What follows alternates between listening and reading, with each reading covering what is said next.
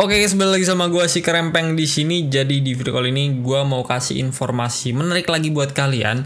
Kali ini masih berkaitan dengan iOS 18.2 yang terbaru ya, yang baru aja dirilis sama Apple. Ini kan lanjutan dari 18.1 yang kental dengan Apple Intelligence-nya. Nah, tapi hanya ada beberapa device aja yang support ya untuk AI tadi. Justru iPhone lawas termasuk iPhone 15 pun itu nggak kebagian ya jatah AI ini. Dan ternyata sama seperti di 18.1 kemarin, yang mana sekarang iOS 18.2 ini nggak semuanya harus berkaitan dengan Apple Intelligence ya. Ada juga beberapa fitur baru dan menarik lainnya yang bisa diberikan untuk seri iPhone 15 ke bawah. Dan gua akan jabarkan semuanya, jadi langsung aja kita bahas.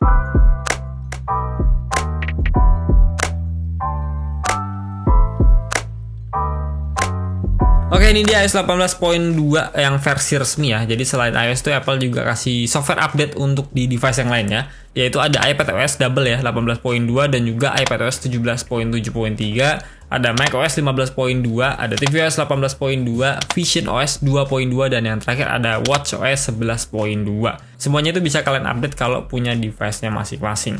Kita fokus dulu ke iOS-nya. Jadi ini iOS 18.2 yang versi resmi. Udah gue update di iPhone kedua gue ya, iPhone 11 nih. Posisi awalnya tuh sebelumnya di 18.1.1. Untuk size update-nya tuh ada di angka 1,7 GB ya, tadi gue lupa screenshot. Tapi paling nggak gue kasih tahu ke kalian untuk size update-nya itu sebesar 1,7 GB. Itu posisi dari 18.1.1 ya. Jadi kalau misalnya kalian lebih lawas lagi, besar kemungkinan untuk size update-nya bisa lebih besar lagi. Sekarang kita akan cek untuk build number-nya. Kita pergi ke bagian setting, lalu pilih yang general, pilih about. Di sini ada iOS version 18.2.22C152.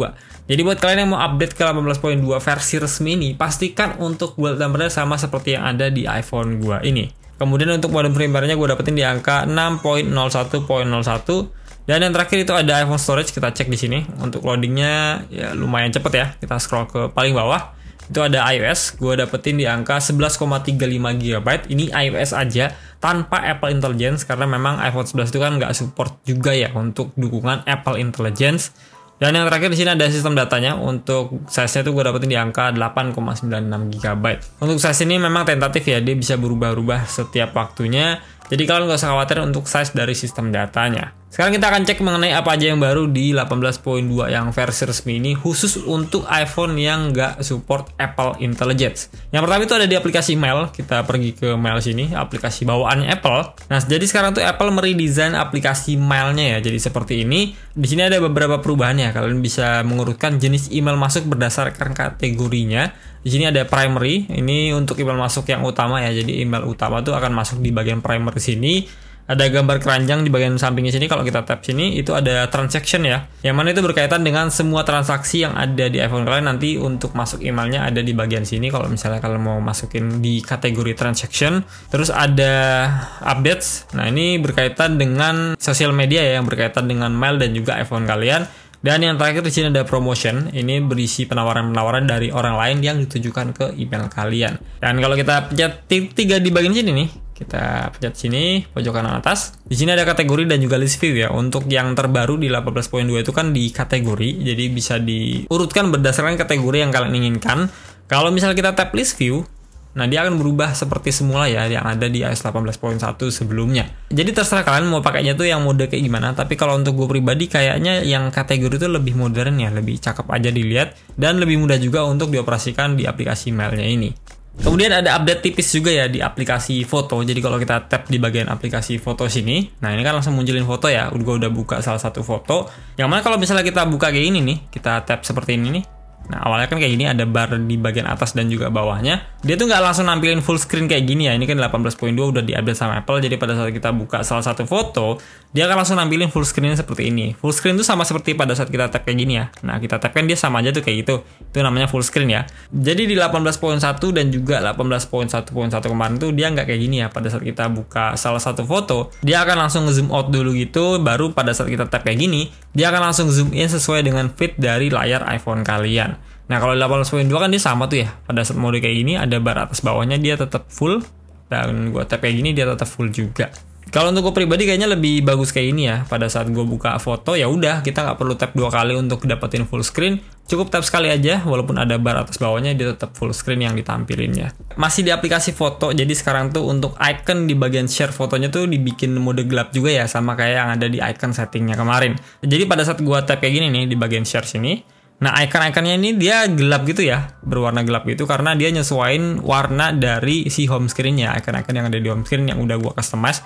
Nih gue contohin kalau misalnya kalian belum tahu.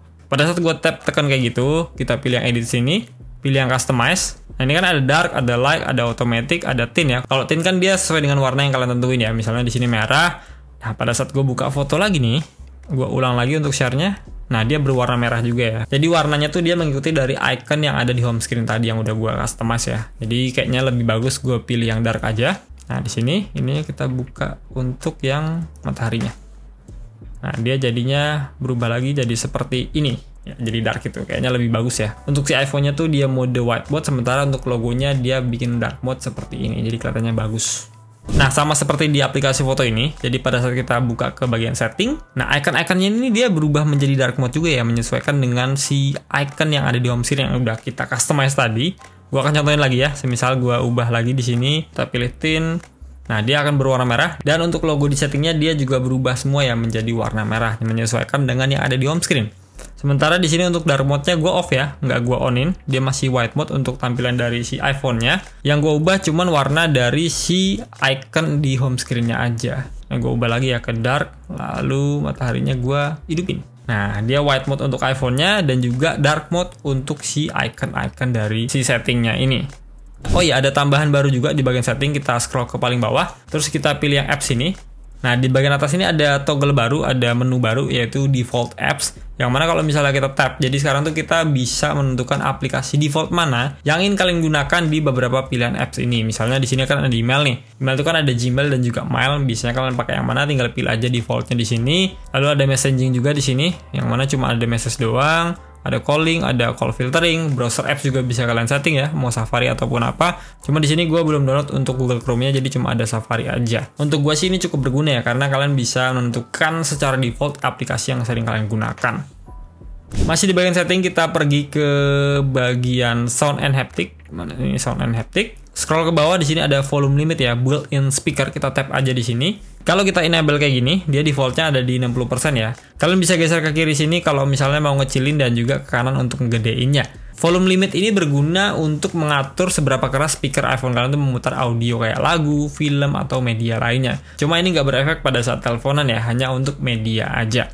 Ya jadi itu dia untuk hal yang baru di 18.2 ini, khusus untuk iPhone yang nggak support Apple Intelligence. Jadi walaupun nggak support, Apple tetap kasih beberapa fitur-fitur keren dan juga menarik ya, yang tentunya bisa bermanfaat juga buat kita gunakan sehari-hari. Sekarang kita akan cek untuk bagian performanya. Jadi selama gue pakai kurang lebih 1 harian lebih ini ya, itu nggak ada masalah sama sekali, nggak ada crash, nggak ada bugs pada saat scrolling sosial media. Gue pakai buat ngegame juga sesekali itu nggak panas untuk si HP-nya, walaupun ini kan termasuknya agak ngap ya, iPhone 11 diupdate untuk iOS yang terbaru 18.2. Tapi paling nggak sampai saat ini masih aman-aman aja ya, nggak ada masalah sama sekali. Suhu dan juga performa itu nggak ada kendala sama sekali di iPhone 11 ini.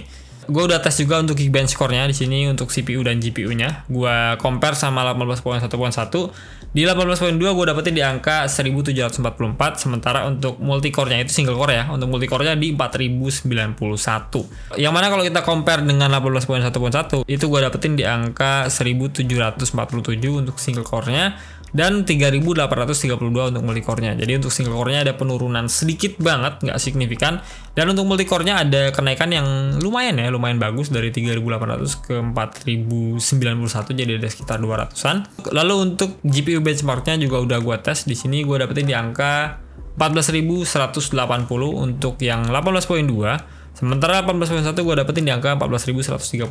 Jadi ada kenaikan yang sedikit juga, nggak terlalu signifikan. Tetap aja ini semua cuma data dan juga angka, nggak akan berpengaruh secara signifikan untuk penggunaan kalian sehari-hari. Karena memang cuma kalian yang tahu untuk penggunaan sehari-harinya seperti apa.